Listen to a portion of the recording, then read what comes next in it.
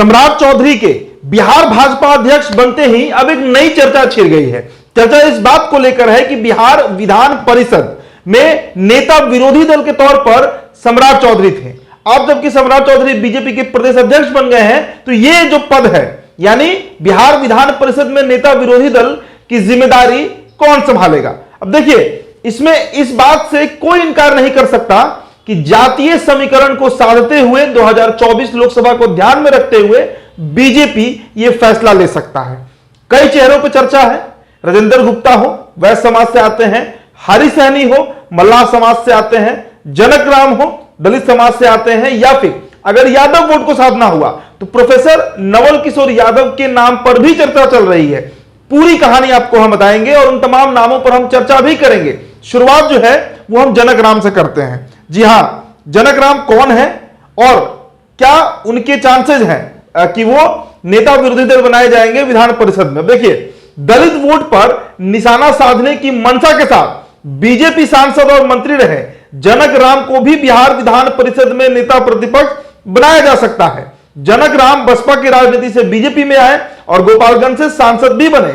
इसके बाद 2020 का जो चुनाव हुआ था उसमें नीतीश सरकार में खान और भूतत्व मंत्री भी रहे।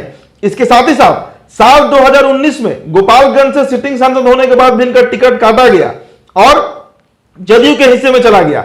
बावजूद वह बीजेपी के प्रति जो एक विश्वसनीय, जो एक आप कह सकते हैं क्रेडिबिलिटी होती है, वो बरकरार करके रखे। दलित चेहरा है और एमएलसी है, तो कहीं ना कहीं बीजेपी दलित चेहरे को सामने ला सकती है नेता विरोधी दल के तौर पर, यह संभावना जताई जा रही है। अब चलते हैं अगले नेता की तरफ। जी हां, राजेंद्र गुप्ता, जिनका नाम भी मैंने पहले लिया। अब देखिए, प्रोफेसर राजेंद्र गुप्ता बीजेपी के वैसे नेता है जो छात्र जीवन से ही संघ और बीजेपी से जुड़कर पार्टी को मजबूत करने का काम उन्होंने किया है। जिस सीमांचल को अमित शाह प्रमुखता से बीजेपी का प्रभाव क्षेत्र में बनाना चाहते हैं, उस सीमांचल के क्षेत्र से प्रोफेसर गुप्ता का बहुत ही धरातल स्तर पर काम है।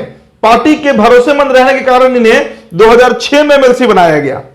अभी दूसरी बार विधान परिषद में अपना प्रतिनिधित्व दे रहे हैं। पार्टी संगठन के कई महत्वपूर्ण पदों पर रहने वाले प्रोफेसर राजेंद्र गुप्ता बीजेपी के राष्ट्रीय अध्यक्ष जेपी नड्डा से उस वक्त से करीबी हैं जब दोनों ही पटना यूनिवर्सिटी में पढ़ा करते थे। तो कहीं ना कहीं राजेंद्र गुप्ता, और देखिए इसका एक और कारण समझिए, संजय जायसवाल को रिप्लेस किया गया है। तो वैसे वोटर जो हैं, बनिया वोटर जो हैं, वो कहीं खिसके ना और फिर से दोबारा एक वैसे चेहरा को एक महत्वपूर्ण पद देना पार्टी में, यह भी एक रणनीति बीजेपी की हो सकती है। अब चलते हैं तीसरे चेहरे की तरफ और उस पर चर्चा कर लेते हैं, दिलीप जायसवाल। देखिए, दिलीप जायसवाल की चर्चा इसलिए है कि वो बीजेपी नेतृत्व के बड़े करीबी और बेहद प्रभावकारी रहे हैं। पूर्णिया, अररिया, किशनगंज से लगातार तीसरी बार एमएलसी का चुनाव सीमांचल से जीत कर आने से इनका कद पार्टी में बढ़ा है।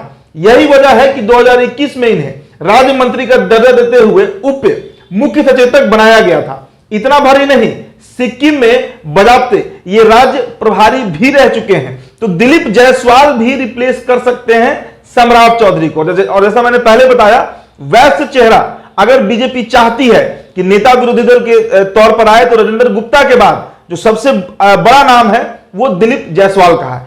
इसके अलावा चलते हैं अगले नाम पर, नवल किशोर यादव।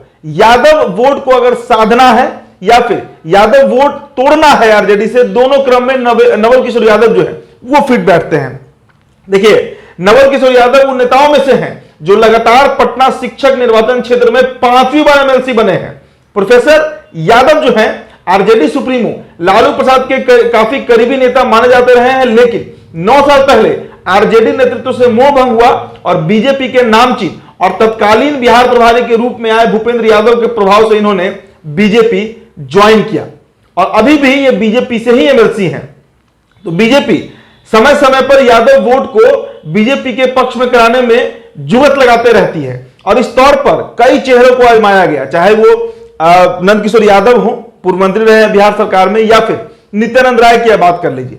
लेकिन एक महत्वपूर्ण पद देकर, और वो भी खासकर विधान परिषद में नेता विरोधी दल के तौर पर अगर प्रोफेसर नवल यादव को लाया जाता है तो कितना वोट में सेंधमारी होगी यादव वोट में, यह बीजेपी देखना चाहेगी। तो यह भी एक नाम है, इस पर संभावना जताई जा रही है। अब चलते हैं अगले नाम पर हरि सहनी।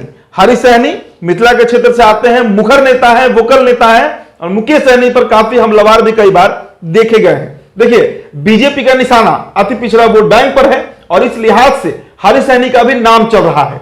हरि सहनी दरभंगा जिले से आते हैं और दरभंगा जिले में बीजेपी के जिला अध्यक्ष भी रह चुके हैं। हरि सहनी ने 2005 में विधानसभा चुनाव लड़ा था और पिछले विधानसभा चुनाव में केवटी विधानसभा से उम्मीदवार के रूप में इनके नाम की घोषणा भी हो गई थी, लेकिन बाद में इनका टिकट काट दिया गया, जिसके बाद अब बिहार विधान परिषद में इन्हें एमएलसी बनाया गया है।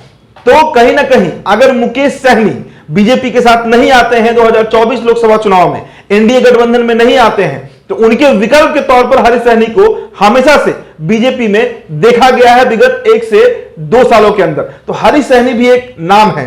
तो कहीं ना कहीं जातीय समीकरण को साधते हुए बीजेपी ये अहम फैसला ले सकती है। हमने उन तमाम नामों का चर्चा किया आपके सामने जो बिहार विधान परिषद यानी लेजिस्लेटिव काउंसिल में बजाते लीडर ऑफ अपोजिशन, नेता विरोधी दल के तौर पर प्रोजेक्ट किए जा सकते हैं। फिलहाल इस चर्चा में इतना ही, आप बने रहिए। बिहार तो आपके साथ, मेरा नाम उदित तारन है। बहुत बहुत शुक्रिया।